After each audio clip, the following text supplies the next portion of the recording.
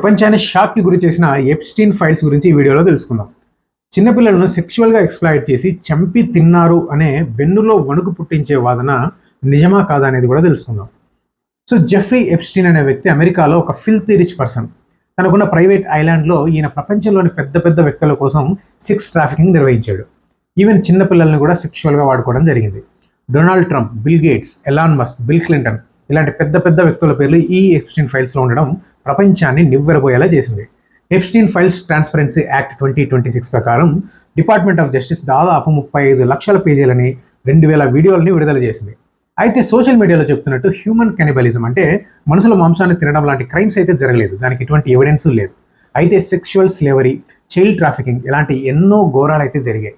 వీటన్నిటికీ మూలకారకుడైన Jeffrey Epstein 2019లోనే జైల్లో ఆత్మహత్య చేసుకున్నాడు. అయితే అది ఆత్మహత్య కాదు, హత్య అని ఒక వాదన కూడా ఉంది. ఈ ఎప్స్టీన్ ఫైల్స్ గురించి మీకు ఇంకా ఏమైనా విషయాలు తెలిస్తే కింద కామెంట్ చేయండి. Thank you so much.